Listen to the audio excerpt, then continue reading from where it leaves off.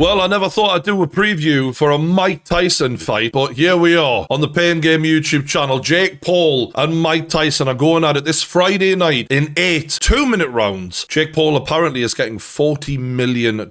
Mike Tyson only getting $20 million. I'm shocked at that. The most famous boxer alive is getting a smaller piece of the pie. I mean, they're the reported figures, but I hope that's not true. Tyson deserves an equal half of this pie, in my opinion. He's the reason they're selling out this stadium, right? He's the reason why a lot of people are going to buy this, because Jake Paul's last fight against fucking Mike Perry didn't do shit. No disrespect to Jake or whatever, because he's bringing his own fucking substance to this, but Tyson is the story here. The story being, has Mike Tyson got enough left in the tank to bang Jake Paul out? Because we already know if Mike Tyson was young Mike Tyson, this wouldn't even be a fight worth making. Jake Paul wouldn't even be good enough to get in spar with Mike Tyson back in the day. That's how the gap would have been. Huge. And this is an emotional fight for a lot of fight fans out there because of how they feel about Mike Tyson, right? This guy, if aliens landed tomorrow and they asked you about the sport of boxing, the first two names that come out of your mouth are Muhammad Ali and Mike Tyson. That's how important he is to fight fans. And whether or not he's one of the greatest of all time is debatable. But his story and what he did in the ring, they're a huge part of fight history. Even going back to when he was a little kid in Brooklyn, this young black lad who's a delinquent child in and out of,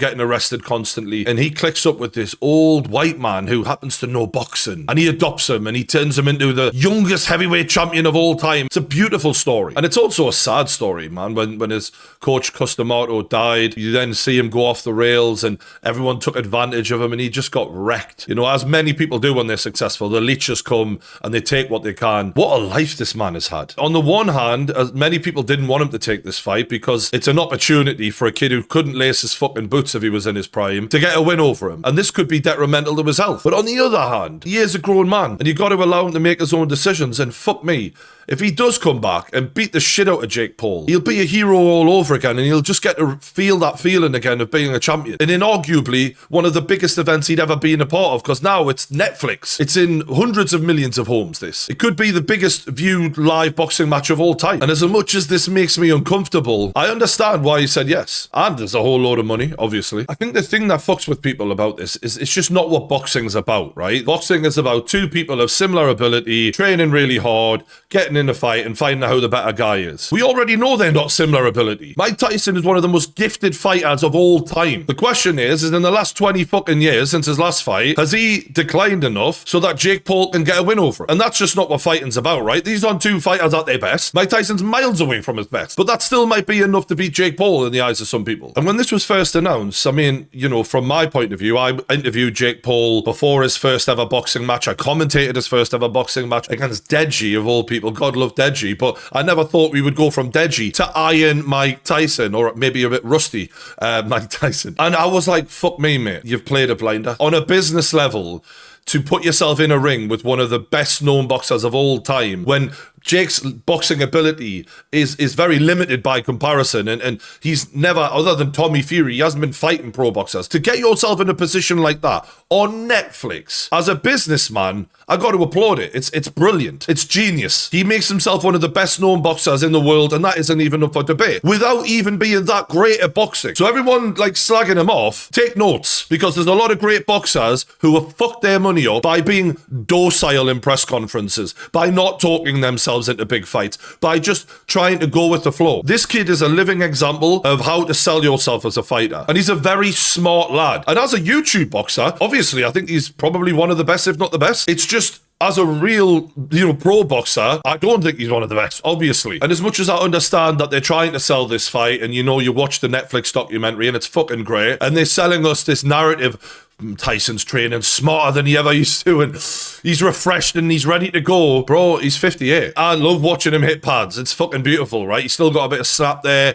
It looks fun, but he's 58. And I've always supported Jake Paul in every fight he's had, because from this YouTube community and being there at the very start, I wanted him to do well. Why wouldn't I? And when he beat the likes of Ben Askren, I fucking won loads of money on that fight. I knew he was going to starch him. And I was proud of him, even when he was beating these MMA fighters up, because I thought, you know what? You've come from a background that no one thought you could do this. And I rate that. You've gone for it. But this, I'm just not sure this sits well with me. They can try and tell me that Mike's still got stuff left in the tank. I mean, if he was fighting another 58-year-old, absolutely. He is a beast. for that age. But we're putting him in the ring with a man 30 years younger than him. And they'll say, oh, power's the last thing to go, though. Power's the last thing to go. You know when we say that about pro boxers? We're talking about blokes in their 40s, not in their late 50s. Do you know what the first things to go are? Reflexes, speed, explosive energy. Things that Mike Tyson relied heavily on in his career. He had an extremely athletic style. It wasn't like some of those other fighters who age really well in boxing because they rely a lot on technique and less on the explosiveness and the speed. Not at all. All of this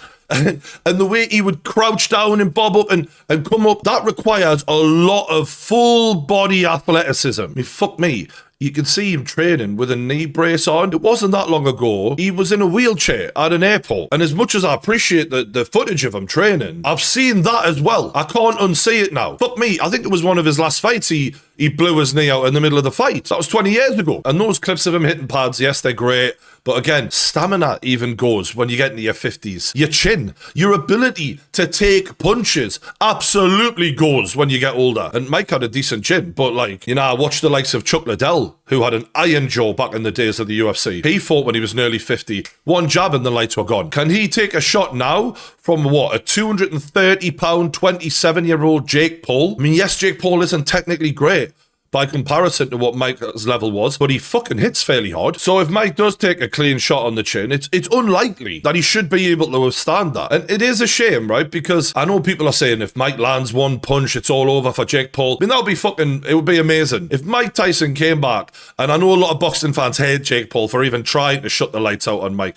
If he pulled it off, his hero level would go even fucking higher. They'd love him. And look, if this fight was even 10 to 12 years ago and Mike was in his 40s, I'd be all money in on Mike Tyson. But he's nearly 60 years old, man. And I know we see the clips of the pads and you want to see Mike do it again. You want to see him pull off this upset and shut this young kid down. I just can't imagine it. I mean, look, if I was to make a case for it, you'd say it is 2-minute rounds. Maybe for those, Mike can have enough juice in them to keep the pressure on and break Jake down with some shots. I just think Jake's reflexes are going to be so much quicker than his. And in many regards, this is a lose-lose for Jake. Is anyone really going to respect him if he goes in there and flattens Mike Tyson at 58 years old? They're going to hate him for it, actually. I already know that because a lot of my boxing mates talk to me about this and they're like, fuck that guy for trying to do that to Uncle Mike. And also, it enhances the frustration with Jake Paul that people have about him avoiding fighting fighters who are of a similar level to him in boxing, a similar age to him in boxing, and pushing himself. He's an opportunist. He picks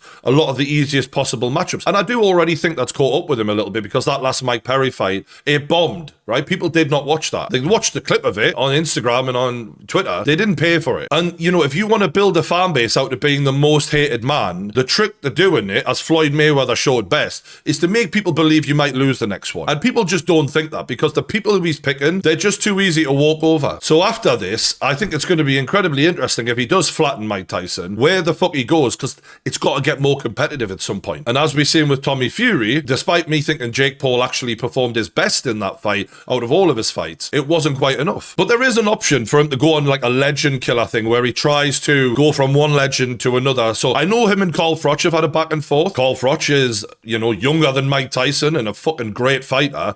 And I think he'd be in a better shape coming into a fight with Jake Paul than Mike will be in this one. Far better, in fact. And maybe that would be the way to go, you know, and do some legend fights. And eventually work. I know he wants to fight Canelo immediately after this. That just says to me, you're just trying to make the biggest bag humanly possible. And that is genius, don't get me wrong. But there is no way Jake Paul belongs in a boxing ring with Canelo Alvarez. Certainly not now. Not after, you know, Tommy Fury beat him and he hasn't even avenged it yet. I think that would be insane. But anything's possible. I mean, the fact that he's pulled this off, I'm not going to doubt him. You know, he could get in the ring. I'm sure you could make that deal. I just don't think it would be right. But boxing is a fucking business, as we've seen. And I've got to think best and worst case for Netflix. I mean, the best case would be Tyson wins and they do a rematch or something like that, because then you've got more money coming in and more interest there. Or it's a competitive fight and that Tyson puts on a good show, at least. The worst case is Jake Paul goes in there, lands the first big shot on Mike and irons him out. That would be devastating. That would make this show look horrendous, because what it insinuates is we've just orchestrated a non-competitive fight and cashed in on the health of a 58-year-old man. It's not a good look. And people might be saying I'm underestimating Mike, and I hope I am. I hope to God I am. I hope I'm completely wrong and he comes out the traps flying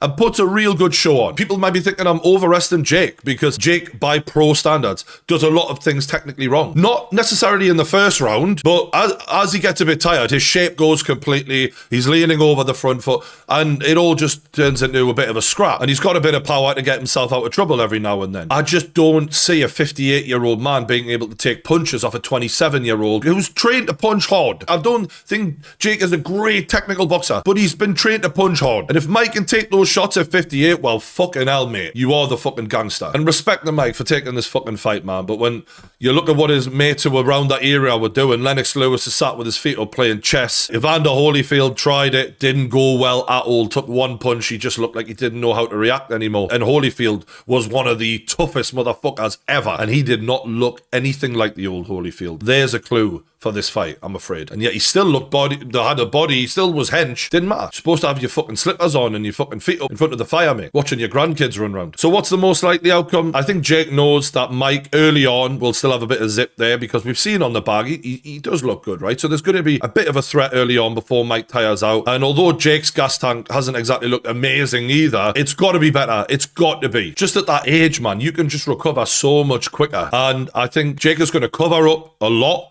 early on, try and make as many of those shots when Mike is trying to close the distance, bounce off the gloves. Once he starts feeling the power of those shots diminish a little bit, he'll take a few more risks. But again, Mike will then not be able to close the distance as quick once that explosive energy early on goes, because look, we know he's got a dodgy knee. That's the hardest bit about Mike's style, is getting inside. He hasn't actually got a long reach, so he's going to have to come forward and go for it. And that'll make for an interesting fight. Like, I'm not going to say it'll be terrible to watch. I don't know. It depends on what Mike's got left. But I think once Jake allows him to wear down a little bit and he's recovering super quick, it's only 2-minute rounds for a 27-year-old, he should be able to sprint those, and then he'll just start unloading the clip on Mike. And I'll be very surprised, despite Mike, trying the old head movement there, if it's quick enough to evade those shots, and something will land and he'll put Mike down, and then that'll be the end of it, in my opinion. And I don't know about you lot, but at that point I'll probably feel pretty bad. I'll feel like, oh, fucking hell. Like, I remember watching Francis Ngannou get knocked out by AJ, and I was a bit like, oh, fuck. But Francis is a fucking big motherfucking heavyweight in his prime. He signed up for that. But it's a different feeling, isn't it, when you watch a 27-year-old knock a 58-year-old out, especially when when you're watching, God, if this had been a couple of decades ago, this fucking 58-year-old would have ran through him like a hot knife through butter, and here we are pretending like this is a legitimate win. It's not legitimate. There's nothing legitimate about this win if Jake wins. I say this as someone who likes and respects Jake. I think he's a good bloke. I just disagree with this fight. But let me know what your thoughts are in the comments. And what I'm happy about is there are a lot of people who disagree with me and believe that Mike has actually got a chance, especially from watching this footage. They really think he could pull off the inconceivable. And I hope he does. Nothing against Jake, but what a fucking end to the Mike Tyson boxing story this would be. I always get this feeling about the story of Mike and the Customato, and when he talks about Muhammad Ali, and he's just entrenched in the history of boxing, in the fabric of it. And I would just be so happy for him if he wins this fight. But I don't think it's going to happen. But anyway, let me know what you think's going down on Friday night in the comments below. Hit the like button, subscribe if you haven't already to the Pain Game YouTube channel. Thanks for watching. See you on the next one. And also, I really hope Mike Tyson goes home safe to his family, because I'm a bit worried about this. See you later.